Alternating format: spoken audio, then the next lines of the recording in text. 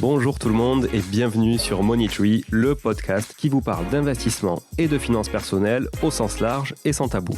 Je suis Julien Calamotte, investisseur passionné et auteur du livre à succès S'enrichir grâce à l'immobilier. J'avais envie de partager ma façon d'investir, forcément, mais également de découvrir avec vous de nouvelles façons de faire fructifier notre argent. C'est pourquoi j'ai créé ce podcast pour y recevoir des invités qui nous partagent leur savoir et leurs expériences en toute simplicité. J'espère sincèrement que les échanges que je vais avoir avec l'invité du jour vont permettre d'enrichir vos connaissances autant que les miennes. Je vous souhaite une excellente écoute. Bonjour à tous, bienvenue sur cet épisode du mercredi avec un invité aujourd'hui que j'ai le plaisir de recevoir et qui s'appelle Thibaut Masson. Salut Thibaut. Bonjour à tous. Bonjour Julien, comment vas-tu? Très bien, merci, je te remercie, impeccable. Écoute, on est début septembre, c'est la rentrée. Voilà, c'est le premier épisode de rentrée, donc tout va bien, j'espère que pour toi aussi. Tout va bien, nos gamins sont trop petits pour aller à l'école encore, donc pour l'instant c'est comme d'habitude. Pas de gros changements de notre côté. Ouais, voilà, ça te permet de prendre les vacances aussi en dehors des vacances scolaires, hein, comme ça t'as pas besoin de te te coller au calendrier, scolaire. C'est confortable ça. Effectivement, dernière année, ouais. Moins de monde, moins cher, c'est pas mal. Non, c'est pas mal. J'admire ceux qui peuvent faire ça, mais c'est vrai qu'une fois qu'ils sont à l'école, après, tu en as pour 15 ans, minimum. Donc voilà. Bon, OK, écoute, je suis content de t'avoir Thibaut. On va parler aujourd'hui de, prix dynamique et de revenu management, de gestion de revenus, on va dire, pour le faire à la française et notamment, parce que tu travailles au sein de Price Labs, pardon, il y a un S, il faut bien le prononcer, Price Labs, qui est un outil que j'utilise, du coup depuis quelque temps, que je teste et que je trouve très, très intéressant pour maximiser son chiffre d'affaires et tu vas nous expliquer alors, bon évidemment qui tu es dans un premier temps et d'où tu viens et qu'est-ce qui t'a amené à travailler aujourd'hui dans ce marché-là, qui est un marché quand même qui est assez colossal, hein, le marché de la location saisonnière et la location de courte durée et puis, après ça, nous expliquer évidemment qui est Price Labs, en quoi aujourd'hui c'est le leader mondial, de la tarification dynamique. Puis, on va rentrer un peu plus dans les détails de ce que fait l'outil et ce que peut permettre de faire l'outil pour, des loueurs comme moi en location courte durée ou saisonnière qui nous écoutent. Alors qui tu es déjà? D'où tu viens? Quel est ton parcours aujourd'hui? Alors moi je suis français, j'ai grandi dans l'est de la France, dans les Vosges, près d'une petite ville qui s'appelle Gérardmer, qui est une ville ultra touristique et en fait il y a énormément de chalets. Donc il y avait déjà, quand j'étais très petit, il y avait déjà beaucoup de gens qui faisaient des locations, qui faisaient on appelle ça des meublés, ils faisaient des meublés. Donc la notion de meublé touristique, en fait, c'est quelque chose qui existait déjà, quand j'étais petit autour de moi, parce que c'était quelque chose que les gens faisaient pour arrondir, leur fin de mois, pour louer aux touristes. Ensuite, ce que j'ai fait, c'est que j'ai assez souvent je suis assez proche finalement de location touristique. Quand j'avais dans une vingtaine d'années, en fait, avec mon ex, par chance, on a découvert, une petite île aux Antilles et on a découvert que, même si on pouvait pas se payer un appartement en France, on pouvait en fait se payer une villa aux Antilles. Alors ce qui fait, super ambitieux, mais en fait, tout simplement parce que, en allant là-bas, on a découvert que, en visitant une maison avec un loueur professionnel en fait, avec une agence, on découvrait qu'acheter, une maison là-bas, une maison de location, c'était acheter un business en fait. Et que les banques, on avait tous les 2 un salaire, mais les banques étaient prêtes à prêter parce qu'il y avait déjà des réservations pour l'année prochaine. Et donc on se met à comprendre que, ah oui, ce truc-là en fait c'est un business, c'est une maison, mais en fait les locations comptent et comme de toute façon, on allait rester en France, dans l'Hexagone, on savait qu'on allait passer les clés à l'agence de location. Donc pour tout le monde, c'était assez clair que, les locations enregistrées déjà par cette maison allaient continuer. On allait passer les clés à l'agence de location, donc c'était super simple pour nous de prendre un prêt local. Les banques comprenaient tout à fait le business model et de pouvoir à ce moment-là avoir une villa. Donc c'est comme ça qu'on s'est retrouvé à la tête d'une villa de location et j'ai commencé effectivement à avoir un pied dans ce monde-là. C'était où aux Antilles, Thibaut? Ah, c'est à Saint-Barthélemy, une petite île aux Antilles. OK. Et voilà et puis j'ai fait plein de choses. Je suis resté assez souvent dans ce qui est le domaine de la technologie et du tourisme en ligne, pour me retrouver à un moment, travaillant chez Booking.com, à leur siège, qui est aux Pays-Bas. En fait, ça s'est trouvé qu'à l'époque, on avait décidé de construire une autre maison, enfin cette fois-ci de construire une maison pardon, à Bali. Parce qu'un de mes amis avait fait la même chose, il m'a dit: «C'est super, venez à Bali». Je connaissais pas du tout Bali, j'avais pas forcément envie d'y aller non plus et puis je trouvais ça formidable. Il y avait une maison loin, loin dans les rizières, auprès de la plage, pas du tout en centre touristique et on s'est dit: «Mais c'est super, banco, on sait ce que c'est qu'une location de vacances, on va faire pareil. On va prendre son architecte, on va prendre son équipe et ça va être super simple».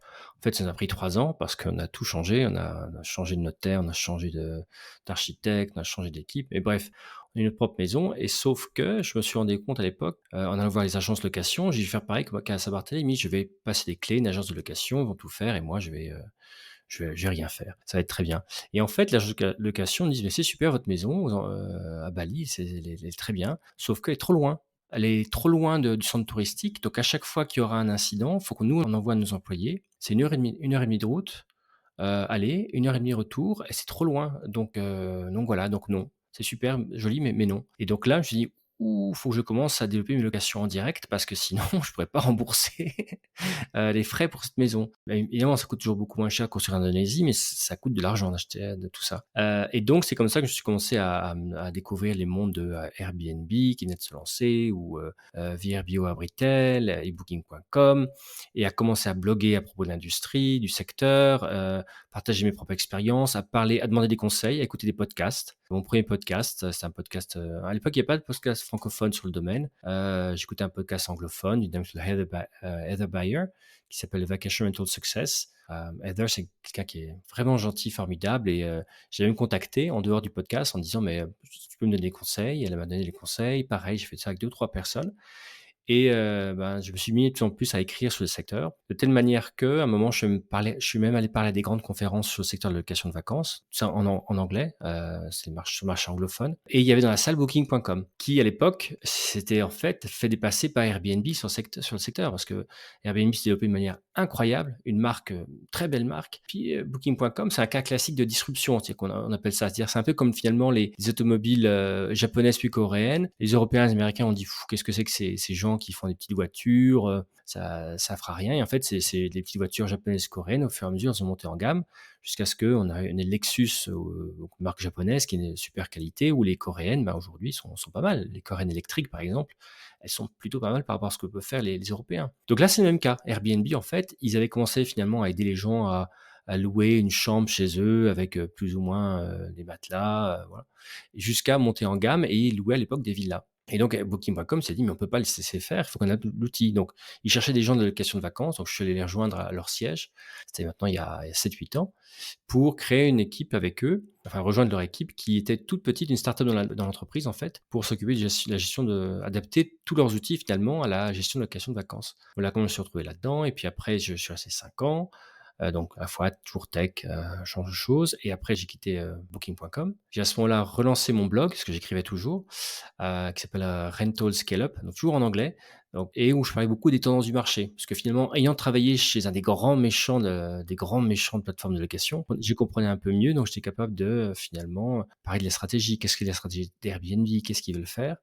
Et ça s'est bien passé et d'ailleurs, je suis rentré à ce moment en contact avec PriceLabs, dont on va parler et PriceLabs, en fait, a racheté au bout d'un an, mon média et maintenant je travaille chez eux. Voilà comment aujourd'hui je me retrouve donc dans la location où j'ai passé donc maintenant depuis plusieurs années, sur différents aspects que j'ai pu aborder, en tant que propriétaire, puis aussi en tant que, fournisseur de technologie. Ton blog, hein, qui est un site de contenu au final, maintenant, plus qu'un blog d'ailleurs, j'ai l'impression, Rental Scalep, il est toujours, en ligne et aujourd'hui il est animé par l'équipe de Price Labs? Ah, c'est une super question, en fait. Ce qui intéressait, PriceLabs, donc PriceLabs, c'est une société d'origine américaine et qui est très très orientée, on va dire, tech. Ils ont une très, très bonne tech, très, très bonne tech. En revanche, ils ont pas forcément toujours eu le meilleur marketing parce que eux, leur truc, c'était, faire le meilleur produit qui existe, et ils se disaient: «On va s'associer avec Reto Scale-up». Pour eux, ça avait du sens parce qu'ils voulaient s'associer à quelqu'un qui avait une voix, dans le marché, qui comprenait le marché, qui savait parler du marché et puis, l'objectif qu'on a, donc Rentos Club est toujours vivant, existe toujours chez PriceLabs. L'objectif, c'est vraiment pour Rentos Scale Up de continuer finalement à parler de manière indépendante du secteur, des stratégies de booking, des stratégies d'Airbnb, des dernières technologies, parler de chiffres du marché. Sauf que maintenant, grâce à PriceLab, par exemple, comme moi j'ai rédige un article sur, je sais pas, le marché de location en France ou sur les Jeux olympiques en France, par exemple, bah, j'ai accès à toutes les données de PriceLabs, parce que PriceLabs a toutes les données du marché. Donc c'est juste formidable quand on écrit ça. Et ça veut dire aussi maintenant que j'ai aussi un job chez PriceLab, parce que je suis, enfin en charge de tout ce qui est marketing produit chez eux. C'est un job qui est très, très prenant, donc 100 de mon temps, c'est ça. Et il me reste 20 sur mes 120 de temps à Rentoscap, parce que Rentoscap aujourd'hui, ça veut dire que je rédige à peu près un article par semaine et j'ai aujourd'hui quelqu'un dans mon équipe qui était avec moi avant que PriceLab nous rachète, qui s'appelle Yuvika, elle est formidable et c'est elle en fait qui écrit de plus en plus les contenus. Tous les mois, on fait aussi une conférence, en ligne sur le secteur de la location de vacances et c'est elle maintenant qui est le visage de cette conférence. Moi, je suis bien sûr toujours là, on travaille ensemble, mais je suis moins directement sur Entos Club qui effectivement fonctionne toujours.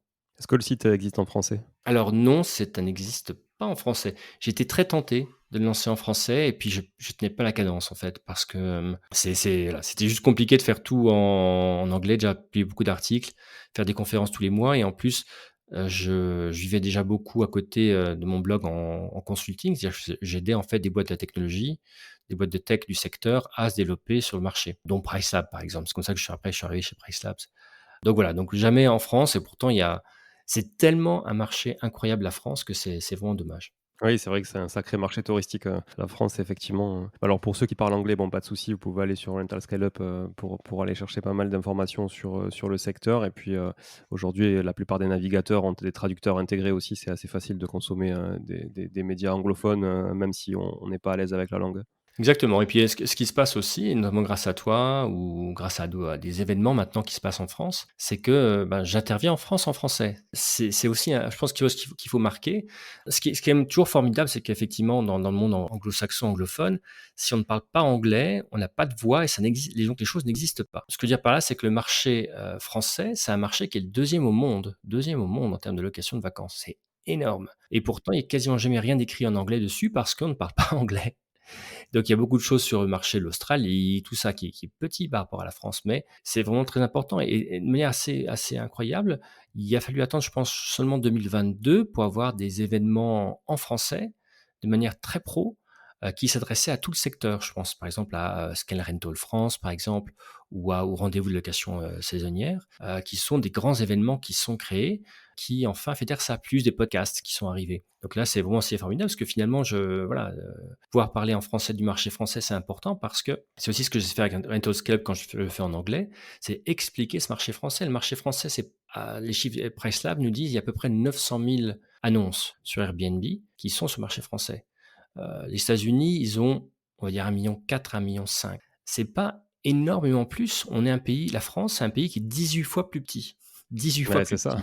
Et là, on parle de plus de la moitié. La France, c'est plus de la moitié que les États-Unis en termes d'annonces Airbnb. Donc, la densité de location en France est énorme. Ce qui, d'ailleurs, peut nous jouer des tours à un moment en termes de prix, peut-être, et de demande. On parlera de ça tout à l'heure. Mais voilà, c'est un marché formidable, la France, et que je suis vraiment content de pouvoir voir qu'il y a des médias pour justement parler de ça, parce qu'il y a plein de choses qui se passent en France. Et je pense que autant, bien sûr, en France, on peut parler des technologies qui existent comme PriceLabs, autant la France peut également exporter du savoir-faire, exporter des choses intéressantes dont on peut parler dans les médias internationaux. Très intéressant tout ce que tu nous as dit là sur le marché, notamment et puis sur ton parcours aussi qui du coup prouve aussi la légitimité que tu as à t'adresser au sein de ce marché-là, hein, de la location saisonnière à la location courte durée. Aujourd'hui, on va parler de PriceLab principalement.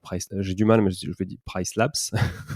Je mange toujours le S à la fin, ne m'en voulez pas, mais on va parler, principalement de la tarification dynamique parce que c'est un sujet moi qui m'anime pas mal parce que en fait, j'ai toujours été quelqu'un qui était obsédé par le taux d'occupation et tu vois, les premières locations courte durée, parce qu'à tort, on appelle ça Airbnb, bon, c'est comme Frigidaire, Inex et compagnie, hein, voilà, c'est rentré dans les mœurs. Mais à tort, sur les premières locations courte durée que j'ai eues, je me suis focalisé sur ça. Pourquoi? Parce que dès qu'il y avait une nuit de libre, je voulais la boucher, et je mettais une pression monstrueuse à la conciergerie qui gérait pour maximiser vraiment le taux d'occupation et en fait, je me focalisais pas vraiment sur le chiffre d'affaires et encore moins donc le prix à la nuitée puisque de toute façon, le chiffre d'affaires, c'est une combinaison entre, finalement ton taux d'occupation, ton prix à la nuitée et les services additionnels éventuellement que tu peux vendre.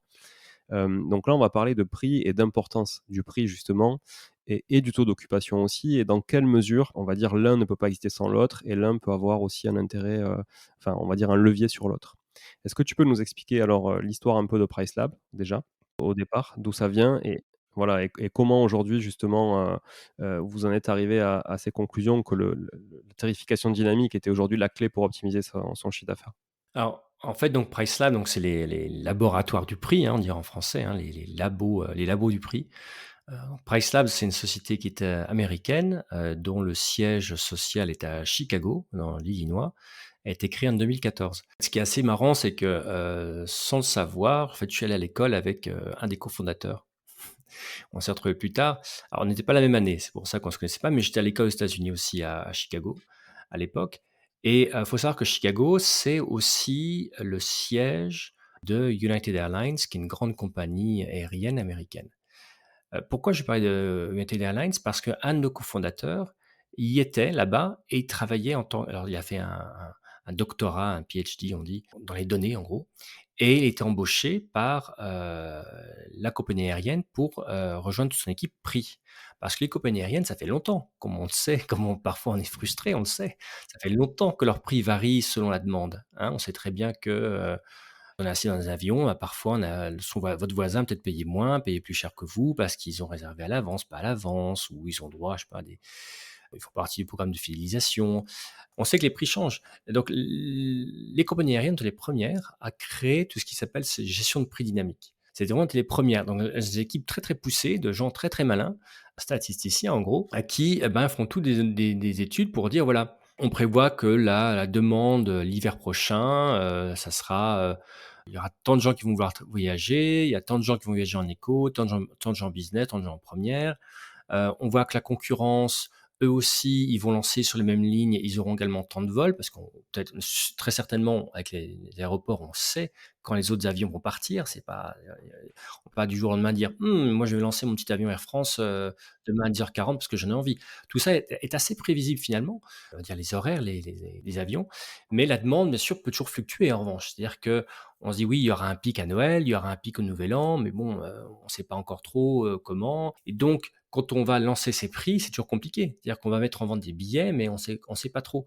Donc tout ce que les compagnies aériennes commencent à faire, c'est se dire, bah, quand on va lancer des ventes, peut-être qu'on va regarder, quand on lance les ventes, à quel rythme ça vend. Si ça vend bien, rapidement, bah, on va augmenter les prix. Si ça se vend mal, on va commencer à baisser les prix. Et puis ça reprend, bah, on remontera les prix. Là, tout ce que je le dis, on comprend bien où je vais aller et que c'est finalement quelque chose qui s'est étendu aux hôtels par la suite. Et puis qui s'est pas encore étendu aux locations de vacances. Donc ça, c'est le constat qu'ils font en 2014. C'est en se disant: «Mais il y a ce truc Airbnb, ça explose, c'est incroyable». Sauf que, les gens qui ont des locations de vacances, bah, c'est pas des pros souvent. C'est-à-dire que c'est des gens comme, toi et moi qui ont, leur location de vacances et puis va savoir la demande, va savoir, le niveau de prix. À quel prix il faut que je lance? À quel prix ma nuitée? Et puis en plus, on est aussi dans un secteur location à nouveau la location, ça n'a pas attendu Airbnb pour exister. Ça fait depuis l'après-guerre mon la 2 guerre mondiale qu'il y a des locations. Je parlais de mon village, par exemple. Sauf que dans mon village, bah, il y avait, 3 tarifs. Il y avait le tarif haute saison, basse saison, puis il y avait le tarif, Noël et vacances de février. Voilà, très haut, parce qu'on fait un peu de ski dans les Vosges. Et aujourd'hui encore, hein, ça existe encore. Par exemple, à Saint-Barthélemy dont je parle, on est encore dans ce système-là où il y a des prix décidés, 1 an à l'avance, basse saison, haute saison, tout ça, parce que c'est des prix finalement qui vont être parfois même publiés. C'est des prix où on passera à des agences qui revendent, donc il faut que tout soit fixe, on ne peut pas changer d'une nuit sur l'autre. Donc finalement, c'est quand même un système, je ne vais pas dire qui était archaïque, mais en tout cas, c'était un système, en termes d'optimisation d'argent que pouvait se faire un hôte ou une location, n'était pas là. Donc ce qu'il fallait se dire, c'est: «Comment est-ce que je peux finalement démocratiser ça?» En disant: «Voilà, tu es un hôte ou vous êtes un gestionnaire de propriété, par exemple, ou une conciergerie. Il n'y a pas d'outils à l'heure actuelle pour vous, parce qu'il y a des outils pour l'hôtel, il y a des outils pour les avions, il n'y a pas d'outils pour la location touristique. Comment est-ce qu'on peut développer un outil pour vous mettre dans les mains ça et vous donner ce savoir-là, pour vous aussi prévoir ça?» Donc c'est ça Price Labs. C'est ces outils finalement qui permettent de démocratiser à la fois, le la tarification des prix, puis aussi, on va en parler tout à l'heure, peut-être aussi, la notion de taux d'occupation. Comme tu l'as dit, c'est aussi l'autre pilier, parce que moi j'ai beaucoup négligé, le taux d'occupation. Ça c'est vrai. À ton inverse. OK, tu fait l'inverse, ouais, c'est ça. Bon, du coup, OK, donc l'outil s'est créé comme ça, hein, fort de constat donc dans l'aviation et puis dans l'hôtellerie. Alors aujourd'hui, vous êtes implanté dans quel pays? Et puis on va se focaliser évidemment sur le marché français puisqu'aujourd'hui vous avez lancé là un outil en français, puisqu'avant il était qu'en anglais, donc c'était aussi peut-être une barrière, pour de nombreux Français. On en a parlé tout à l'heure, hein, de la barrière de la langue. Donc, comment est déployé aujourd'hui, le produit, sur le marché à l'international? Alors Price Labs, donc c'est une société qui est américaine, mais qui a été cofondée par 3 hommes d'origine indienne. Pourquoi je dis ça? Parce que ça veut dire que pour eux, le fait de se dire, il y a des choses qui existent au-delà des États-Unis, il y a d'autres marchés, puis il y a d'autres langues, c'est quelque chose qui évidemment était en tête dans leur tête depuis très, très longtemps. Donc l'outil s'est lancé mais très vite était déjà disponible dans le monde entier. Donc c'est-à-dire que même aujourd'hui, vous pouvez les vérifier aussi. Aujourd'hui, vous allez dans un outil Price Labs, il y a un outil qui s'appelle, Market Dashboard. En gros, c'est des études de marché. Vous entrez n'importe quelle adresse dans le monde, n'importe quelle adresse en France, aux Antilles et on a toutes les données. du marché. C'est-à-dire qu'en fait, tous les jours, PriceLabs va aller, scanner les prix sur Airbnb, scanner les prix sur, Abritel, scanner les prix sur Booking.com, puis aussi sert d'autres, données venant de certains, channel managers et PMS, en termes de prix d'occupation, pour pouvoir savoir dans le monde, les évolutions de prix d'un jour sur l'autre et les évolutions de demande également. C'est-à-dire que, est-ce que ça réserve plus ou moins vite, dans telle ou telle région? Et après, on a bien sûr une équipe de, on appelle ça des data scientists, donc des scientifiques de la donnée, qui retraitent tout ça, parce que les données brutes parfois, c'est peut y avoir des duplicats. Imaginez que vous avez mis votre annonce à la fois sur, Abritel et Airbnb, bah, c'est la même. Donc nous derrière, on doit un peu nettoyer les données pour ensuite avoir une bonne idée du marché. Donc on est disponible partout dans le monde et comme tu l'as très bien dit, jusqu'à, mai, on était seulement en anglais. Pourquoi? Parce qu'à nouveau, parce que, il fallait développer la société, il fallait aller très vite et puis, moi par exemple, j'étais client, PriceLabs avant de les rejoindre. Ça faisait quelques années parce que un outil en anglais, ça m'allait et puis, mais même aux Antilles, j'avais des doutes. Je me dis: «Mais ils auront jamais des données sur mon île». Mon île, elle fait 25 kilomètres carrés, il y a 9 000 habitants et en fait, je savais pas qu'en fait, ils scannaient le monde entier, tout simplement. Puis je me dis: «Oui, mais c'est une île qui est particulière, avec un marché un peu luxe, ils auront jamais les prix». Mais si, parce qu'en fait, comme ils absorbent toutes les données du marché, ils ont pas un modèle de données, centralisé qui s'impose au monde entier, pas du tout. C'est par rapport à comment évolue le marché autour de chez moi, autour de ma location, que eux établissent à ce moment-là les prix, les mouvements de prix par rapport à mon propre marché hyper local. Donc c'est vraiment le truc là. Donc c'est donné partout et maintenant, aussi dans les langues. Ça, c'est vraiment c'est un besoin cette année. On s'est fait le pari et on l'a fait de lancer en 5 mois 5 langues. Donc maintenant donc on est déjà en anglais, donc ça faisait 4 en plus à lancer. C'était mon boulot. On a donc lancé en français, on a lancé en espagnol, en italien et en portugais et je pense qu'il y a peut-être, un bonus, une autre langue qui va arriver, pour l'automne, mais on verra. Et ça, je dois dire que, c'est très important parce qu'à nouveau, les gens qui étaient plutôt tech ou plutôt les concierges, grands concierges en France, ils avaient très tôt adopté des outils en anglais tels que PriceLabs ou des concurrents, très tôt, parce qu'ils parlaient anglais ou c'était pas un problème. Sauf que c'est pas la même chose un outil en anglais où, on va falloir prendre des décisions sur ses prix, c'est pas évident. En plus, on parle d'un secteur en plus, des mots franglais, pas possible, genre revenue management, donc gestion des revenus.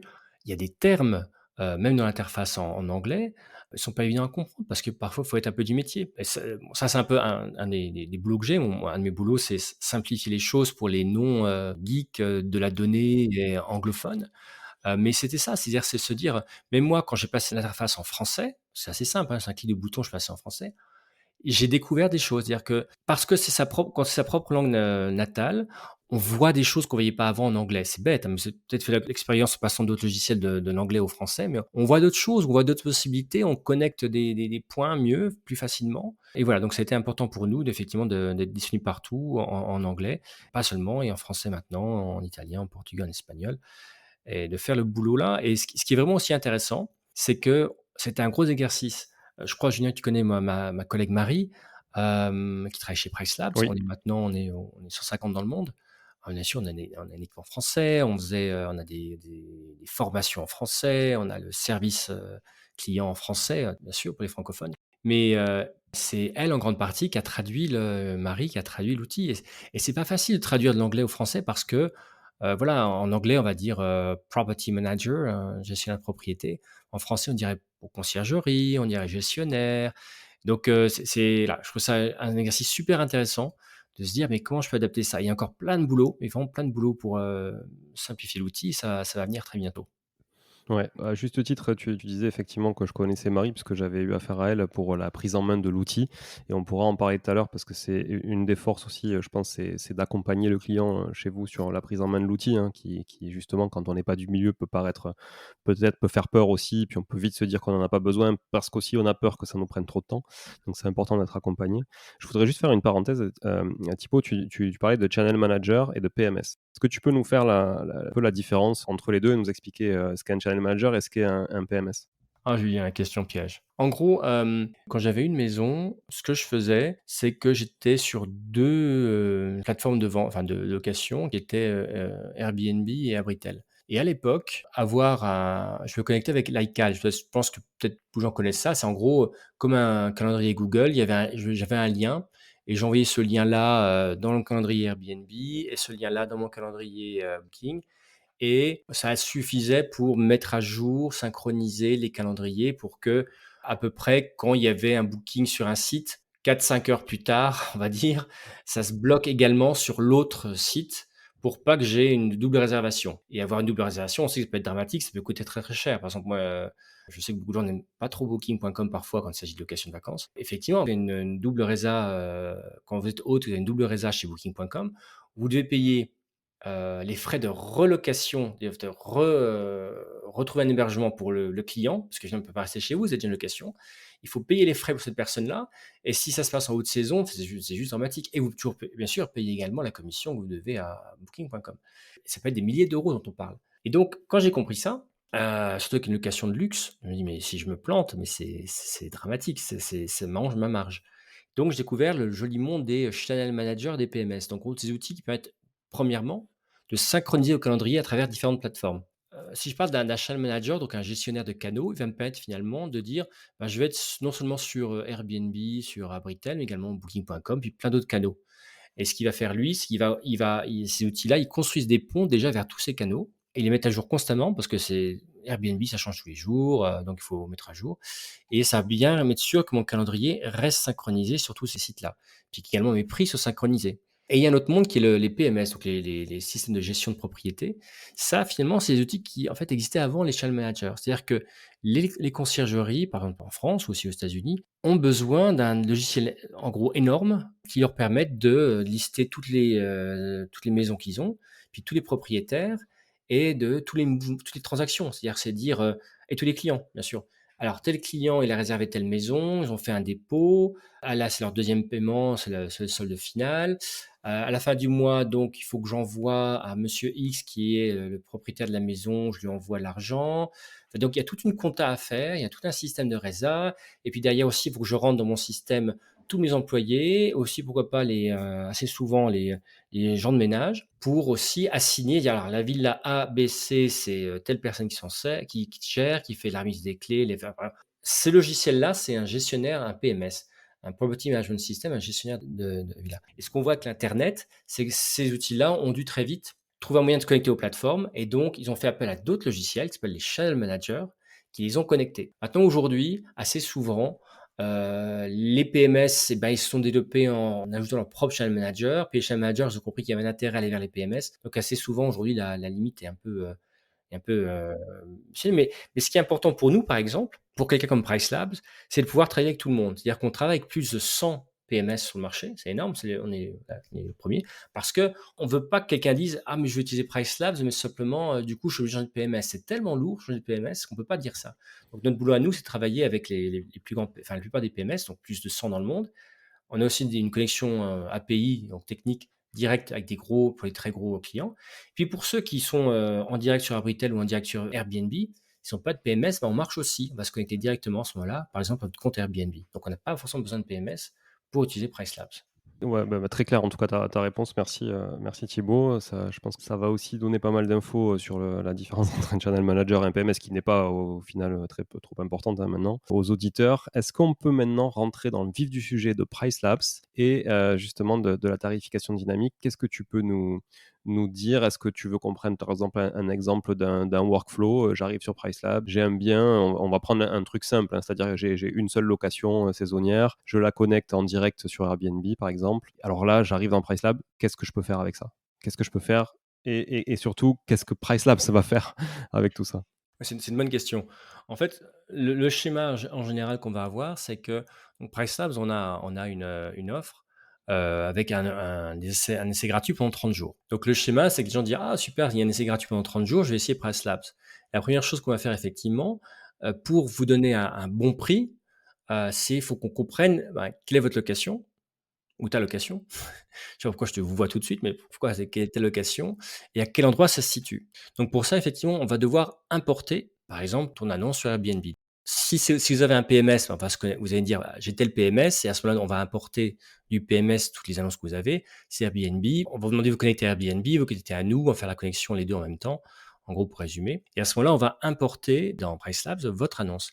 Ce qui fait que, bah, on aura donc l'adresse, On aura également, le quartier, on aura également donc à ce moment-là, nous, on peut par rapport qu'on a toutes les données, ben, tiens, on l'a finalement votre propriété, ça seulement je savais pas que c'est la tienne. Donc tiens, c'est la maison de Julien, donc on a déjà en fait toutes les données sur les maisons alentours et en général, comme on l'avait déjà scanné, on savait déjà que c'était une 2, 3 ou 4 chambres, par exemple. Ça, on le savait déjà.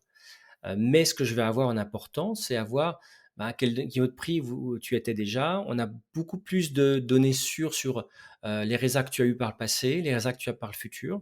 Parce qu'on a accès finalement, par exemple dans Airbnb ou dans le PMS, on a accès à l'historique et également aux résas, qui nous permettent de commencer déjà, quand on se connecte, à pouvoir proposer un premier calendrier de prix. Donc on va se connecter après ça, on va avoir un beau calendrier avec écrit par exemple, septembre, 2023 et je verrai dedans, ben, toutes les dates et à chaque date, je verrai un prix par nuit. Le prix que nous, on a déjà commencé à calculer et ça, c'est le prix brut par rapport à nouveau ce qu'on a vu. Parce que le principe de PriceLab, c'est nous, on a toutes les données du marché local autour de chez toi, mais ce qu'on veut faire, c'est que faut que ce soit pertinent. Par exemple, imaginons que le marché autour de chez toi, il se casse la figure. Boum. Mais toi, quand je regarde tes locations ou tes résas que tu as déjà enregistrés, ça marche plutôt bien. Donc on n'a aucune raison de s'aborder tes prix, de baisser tes prix si toi ça marche bien. Peut-être que c'est un marché qui est pas top, mais que toi tu as un bien qui est génial et en plus tu as eu historiquement une bonne tarification de prix, hein, pas trop haut, pas trop ou bien par rapport à ce qu'il faut. Donc PriceLab va tenir compte de ton marché comme contexte, mais de aussi la performance historique et à venir par rapport aux résultats que tu as déjà, pour à ce moment-là commencer à payer des prix. Mais ça va pas s'arrêter là. C'est-à-dire que on a ce premier truc qui est brut. Et ce qu'on dit toujours à ce moment-là à quelqu'un qui démarre chez nous, on lui dit de faire toujours 3 réglages de base. Un, il faut déterminer un prix pivot. On appelle ça un prix de base. Alors c'est pas le prix minimum. Bien sûr, il faut toujours entrer un prix minimum dans PriceLabs, quel que soit l'outil. Pourquoi? En gros, le prix minimum, c'est, imaginons, vous mettez 100 € la nuit. Voilà, mon prix sera jamais en dessous de 100 € la nuit, parce que quoi qu'il arrive, l'outil va faire évoluer les prix, mais vous pouvez très bien dire que ça sera jamais en dessous de 100, parce que par exemple, c'est votre prix minimal par rapport à vos coûts, plus une marge pour payer, par exemple, je sais pas, le nettoyage, le ménage. Bon, mettez un prix, prix de base, c'est une notion un peu différente. Le prix de base, on va dire que c'est votre prix moyen, on va dire, voilà, que vous avez en général. Imaginez, en gros, si vous aviez l'habitude de faire basse saison, haute saison, imaginez que c'est par exemple votre prix de basse saison. Voilà, c'est votre prix de base, vous étiez toujours. La différence que va faire PriceLabs, c'est que comme on voit déjà dans votre quartier, dans votre région, à quelle vitesse ça se remplit pour les autres dates à l'avenir, on est capable de se dire, on voit telle date marche bien. En fait, même si le logiciel ne sait pas que c'est les vacances de la Toussaint, il voit très bien qu'il y a plein de résas qui se passent pendant ces 2 semaines-là. PriceLab va commencer à monter les prix. Et d'ailleurs, ce qui est assez formidable, c'est que non seulement il y a le calendrier, mais il y a des graphes. On vous donne des graphiques, en fait. Et les graphiques, en fait, vous allez voir, oups, ça va monter. Vous allez très bien voir que pour les dates-là, il y a de la demande. Et en fait, c'est quelque chose que PriceLab vous montre, mais le logiciel le sait déjà. Donc, il va faire monter vos prix parce qu'il y a beaucoup de demandes pour ces dates-là et les fera baisser quand ils sont plus en creux, c'est en plus basse saison, après les vacances, par exemple. Et votre prix pivot, votre prix de base, c'est finalement une espèce de moyenne entre ça. C'est pour dire à PriceLab. Fixez votre prix pivot. On a un outil intelligent en fait qui va vous dire votre maison, c'est quoi? C'est 2 chambres, 3 chambres, 4 chambres, 5 chambres ou plus? Et en termes de segment, vous pensez qu'elle est plutôt en basique, en moyen ou plutôt en luxe? Et grâce à ça, finalement, ça c'est tellement subjectif, c'est vous qui le savez.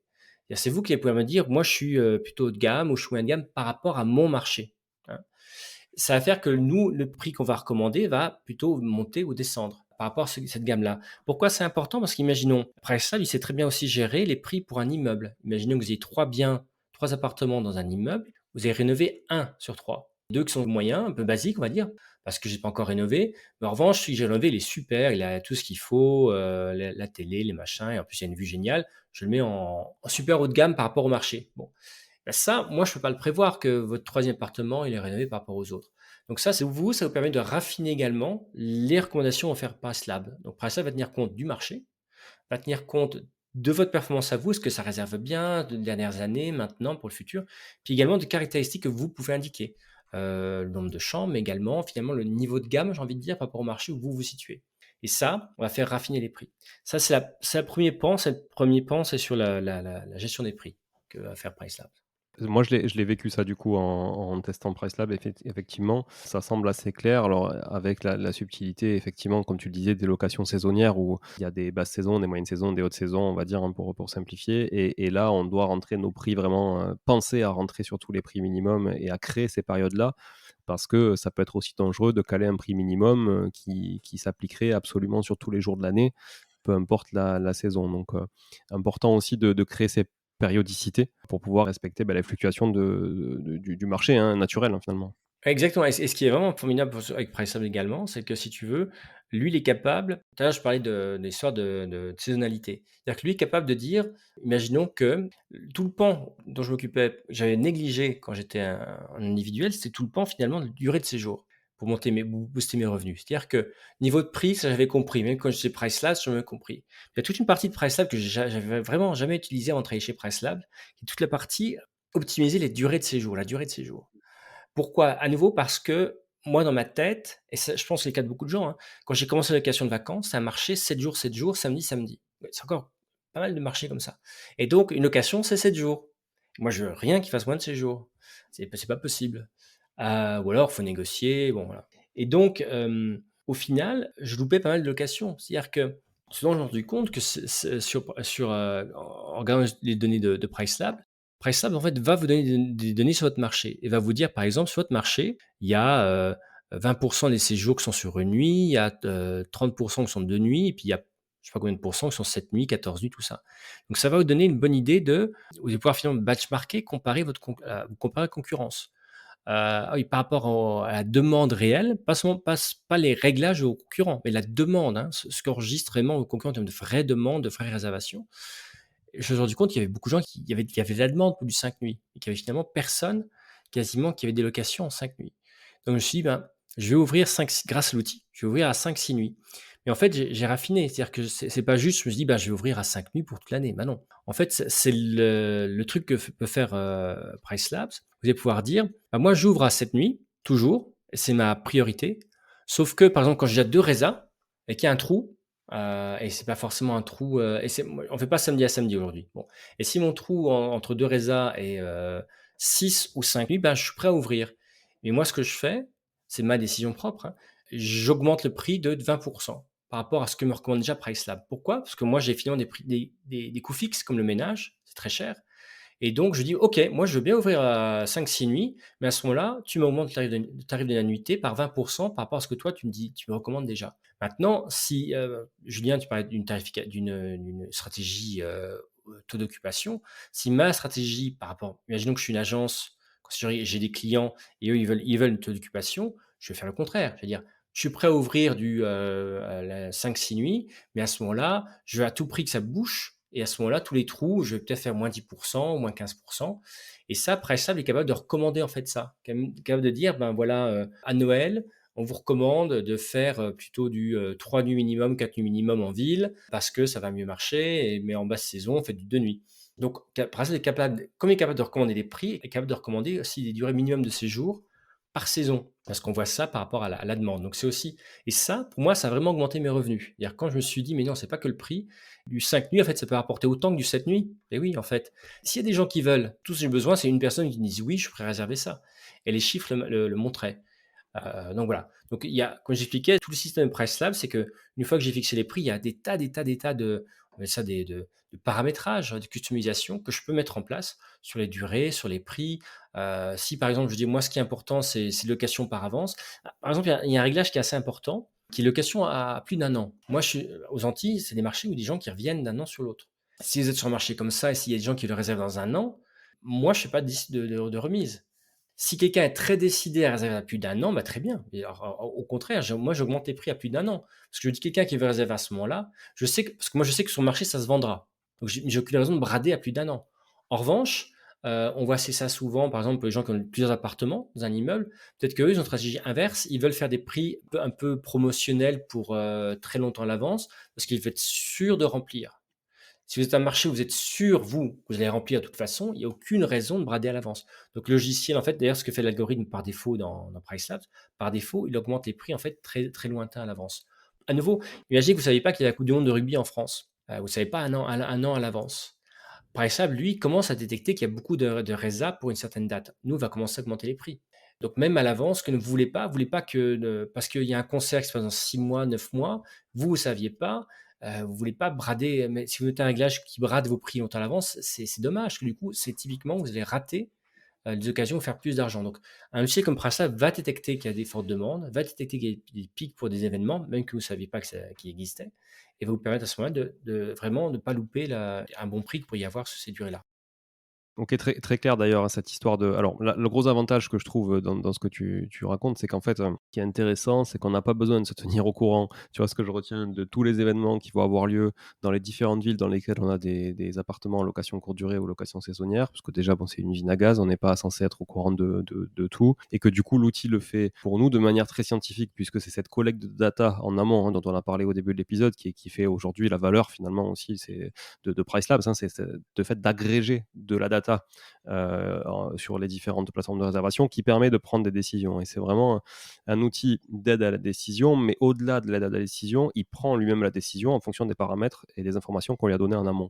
Donc ce que je trouve intéressant, c'est que passer quelques, on va dire, allez, bonnes dizaines de minutes pour paramétrer l'outil au départ, après, c'est assez automatisé finalement, à moins qu'on ait envie de changer de stratégie. Évidemment, ça n'empêche pas de contrôler et de prendre des petits pivots de temps en temps, mais globalement, ça tourne assez bien. Oui, puisque ce que tu dis aussi, ce qui est important de savoir, c'est que tous ces réglages dont j'ai parlé, je les peux les faire dans l'outil, je peux changer ma gamme de prix, ou bien je suis plutôt haut de gamme et je fais faire mes réglages de séjour. Tant que j'ai pas appuyé après sur un bouton qui est synchroniser les prix, il y a rien qui est envoyé à Airbnb ou quoi que ce soit. Donc tous ces calculs, recalculs, raffinages, mais qu'est-ce qui se passerait si je faisais un minimum de prix? Qu'est-ce qui se passerait si je faisais plus de 20? Tout ça va se recalculer dans l'outil devant vous en temps réel. Mais tant que vous n'avez pas appuyé sur synchroniser, ça n'envoie rien, rien, rien à Airbnb. C'est aussi un gage de prudence. Mais tu as raison, l'outil reste, voilà, il peut être intimidant. C'est pour ça que vraiment nous on offre, voilà, il y a des formations en français toutes les semaines. Toutes les semaines, il y a une formation gratuite en français en direct, souvent avec Marie d'ailleurs, et donc elle a fait le tour du produit, elle montre, elle répond en direct à toutes les questions qu'on a. On a un support en français, parce que c'est très important, et comme tu disais, au fait, au début, pas trop faire de réglages. C'est-à-dire que il est très rare que PriceSab aille jusqu'à votre minimum, c'est, très rare, mais on rentre à un minimum, c'est la sécurité. J'ai décidé mon prix pivot, j'ai décidé également de mes durées minimales de séjour, et j'ai envie de dire au début, laissez comme ça. Laissez voir l'algorithme, agir et voir comment ça se passe. Il faut pas tout de suite se dire: «Je vais faire une super stratégie, alors je vais faire du 4 dont je parlais tout à l'heure, du 4 jours, 7 jours». On peut vous recommander ça, mais faut se donner le temps. De toute façon, ça va être un tel gain déjà. Par exemple, si vous êtes sur une tarification qui était, haute saison, basse saison, de passer juste à une tarification qui change par nuit, ça va déjà être un tel gain de revenus. Prenez déjà ce gain-là. Ensuite, se familiariser avec l'outil, c'est important, et après effectivement mettre en place tous ces un peu des raffinements, toutes ces stratégies en plus en place, c'est important. Mais voilà, on n'est pas obligé de tout faire. À chaque fois, hein, on peut raffiner. On n'est pas obligé de tomber dans la complication, dès le début.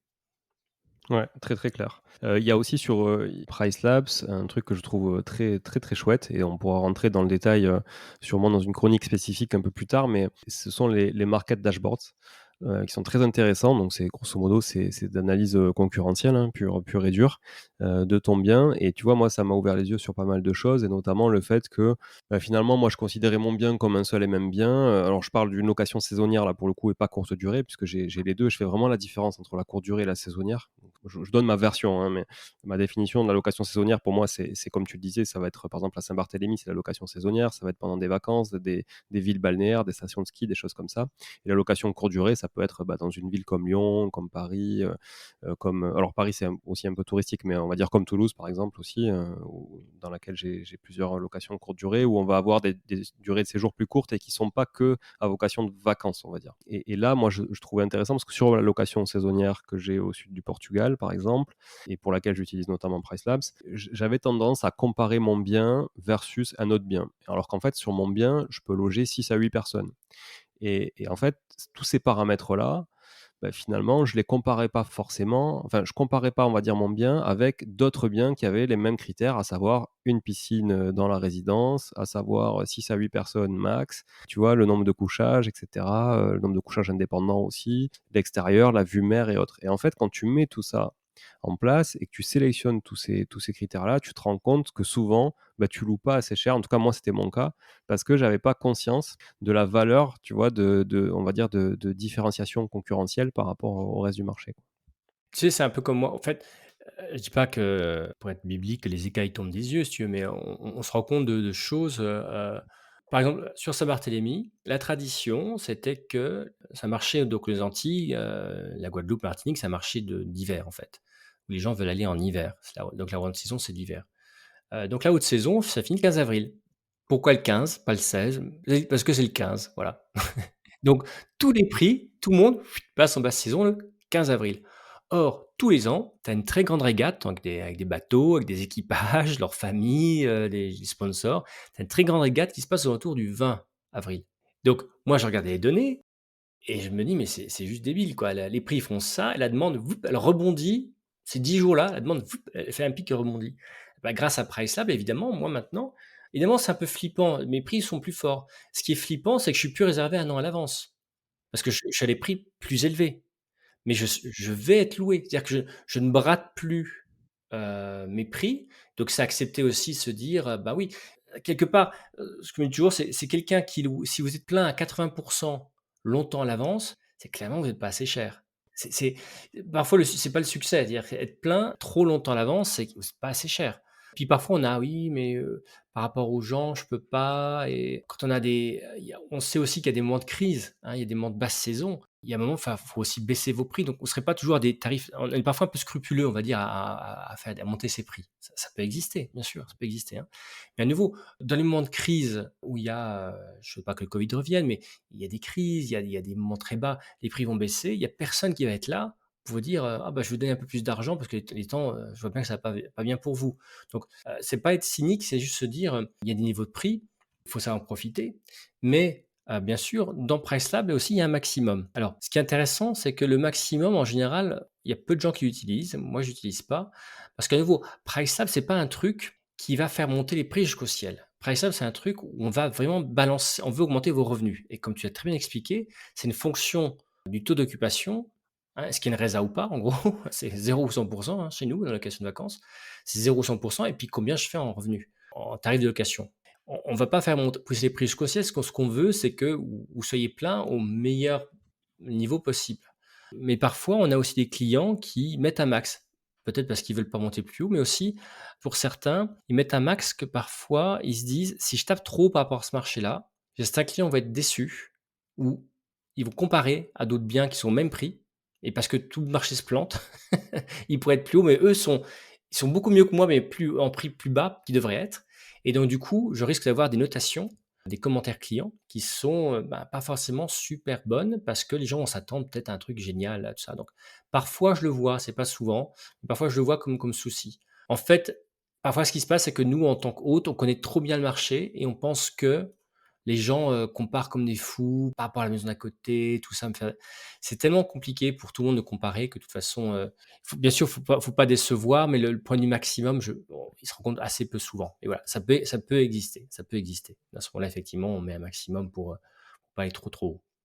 Est-ce que tu vois, d'autres points? Ça fait quasiment 1 heure du coup, qu'on échange sur la tarification dynamique, enfin on a fait quand même pas mal aussi de points d'historique, hein. C'était important de savoir aussi, qui nous parlait aujourd'hui puis qui était Price Labs. Moi ce que je te propose, c'est qu'on puisse rééchanger à nouveau, qu'on fasse des chroniques plus spécifiques, en rentrant encore plus dans le vif du sujet avec, de manière plus opérationnelle on va dire, sur des cas concrets. Notamment je parlais du market dashboard, ça je pense qu'on peut se le réserver pour une chronique et aborder justement, ce que peut nous apporter le market dashboards. Alors sans faire trop de teasing, tu vas me dire que c'est certainement pas le cas, mais bon, ça me semble, se rapprocher de ce que peut faire RDNA aujourd'hui sur le marché, qui est donc un agrégateur aussi, hein, de données, sur le marché de la location courte durée. Mais, finalement, PriceLabs aussi a une offre qui est quand même, je trouve, beaucoup plus abordable en termes de tarification que RDNA sur ce sujet-là, et qui nous permet justement de pouvoir faire un benchmark concurrentiel un peu, intéressant, sur notre marché en local et ça partout dans le monde. Et c'est un bon point, on pourra en parler effectivement de Market Dashboard, donc c'est un des produits de PriceLabs qui effectivement se rapproche assez de ce que fait AirDNA. Tu as tout à fait raison, on en parlera un peu des points communs et différents et on voit que c'est une offre additionnelle, c'est-à-dire que le cœur du produit le cœur de PriceLabs, c'est tout ce qui est gestion des prix dynamiques. Donc on va calculer tous ces prix, puis après on va les envoyer derrière en direct sur vos sites internet, sur Airbnb, sur tout ça. Un outil de gestion de rapport comme Market Dashboard ou AirDNA, bah, ça va vous faire un rapport pour votre analyse, puis après, bah, c'est comme à vous de calculer vos prix. J'ai un rapport en PDF, mais ça n'envoie rien sur mes plateformes. Bien sûr, bien sûr. On comprend très bien les différences de trucs, mais c'est une super bonne question parce que en France, par exemple, c'est la première question qu'on nous pose. Parce que AirDNA s'est lancé en France avant, donc les gens connaissent AirDNA comme marque, comme outil, où les certains, podcasteurs en ont parlé avant ou sur YouTube. On a parlé beaucoup d'AirDNA, et voilà, donc c'est un très bon point, la comparaison. Mais effectivement, eux, en gros, vont faire des rapports, comme fait une market dashboard, mais ce qu'ils font pas, c'est tout ce qui est partie, gestion des prix dynamiques dont je parlais tout à l'heure, qui envoie derrière tous ces prix-là sur les plateformes et qui, en fait, faut aussi un gain de temps. On parlait de ça tout à l'heure, mais le gain de temps, par exemple, moi, je passais beaucoup de temps tous les lundis matins à mettre à jour mes prix avec une feuille Excel, avec des pourcentages de réduction, alors que pour les prix dernière minute, pour que les prix baissent, tout ça, pour être sûr, enfin, s'il y avait des trous, que ça loue. Tout ça, c'est automatisé. Donc, un outil comme PriceLab, c'est un outil de précision, mais c'est aussi un outil de gain de temps. Et là, j'en parle pas évidemment si je suis une agence de conciergerie avec 20 propriétés, je peux très bien à ce moment-là dire, ben, j'ai 10 propriétés que je mets dans un groupe, 10 propriétés dans un autre groupe, et le premier groupe, c'est mon groupe des super performeurs, où là, je mets le tarif assez haut, ça monte. Puis l'autre groupe, c'est peut-être mes maisons qui sont un peu plus difficiles à louer, et celle-là, je mets par défaut sur tout le groupe, je mets des paramétrages plus attractifs, par exemple, où je suis prêt à faire des nuitées plus courtes. Et ça, rien que gérer en groupe un certain nombre d'annonces, ça fait gagner un temps fou. Et évidemment, quand on a des centaines ou des milliers d'annonces. Ça, c'est peut-être pour une différente gamme d'investisseurs. Ouais, mais ça s'entend très clairement. Dès que tu te professionnalises, tu as besoin d'outils, de toute façon, c'est évident. Et même quand tu te professionnalises pas, quand tu es particulier, tu as besoin d'outils pour, comme je le disais tout à l'heure, t'aider à la décision ou la prendre à ta place, en tout cas. Et même si tu as un bien, ça peut avoir beaucoup de sens justement de s'outiller de la sorte. Est-ce que tu vois d'autres choses, Thibaut, pour cet épisode autour de Price Labs?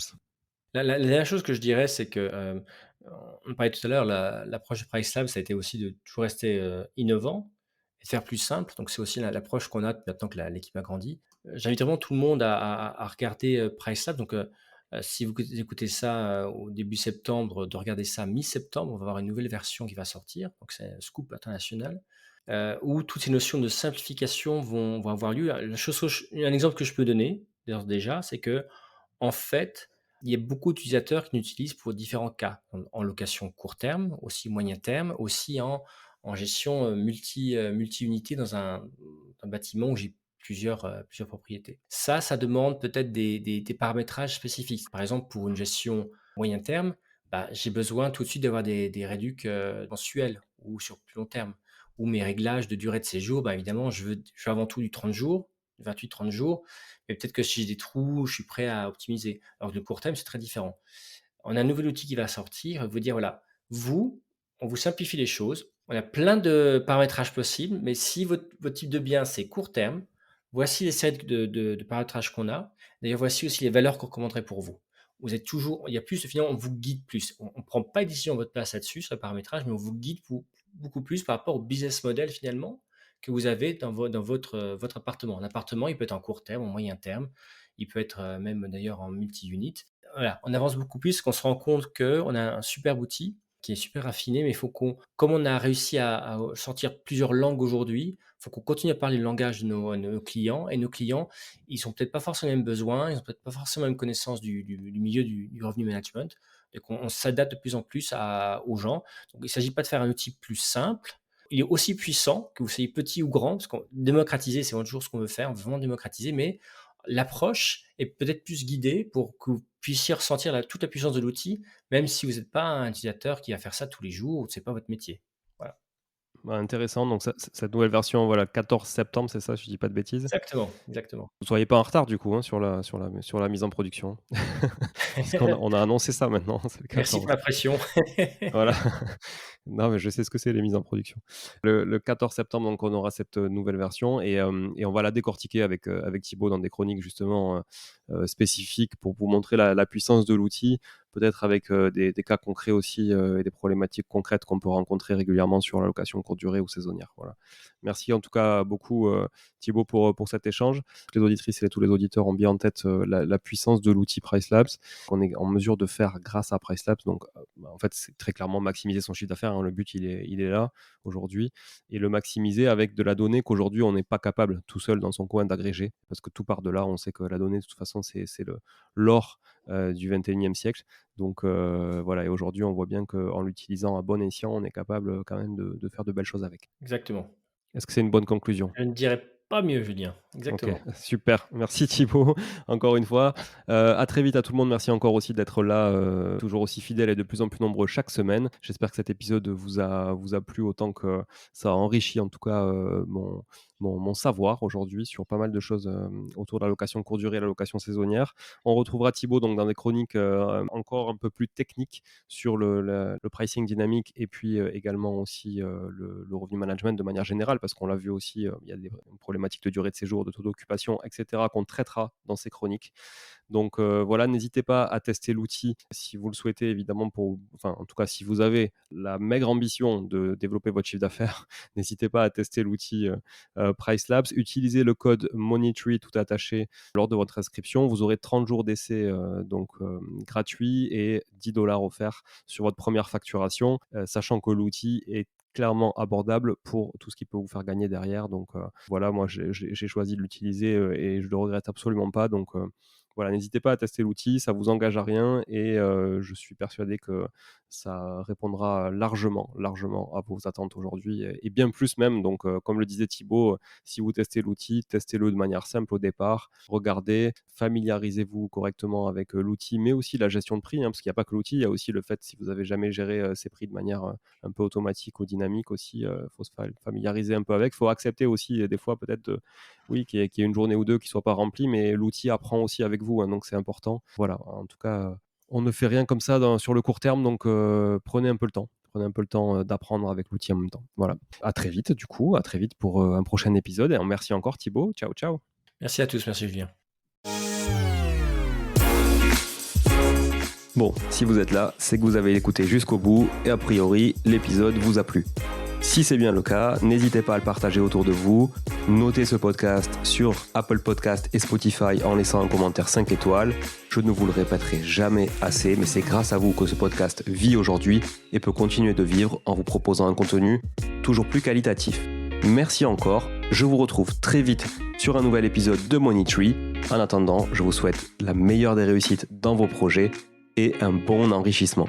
À très bientôt.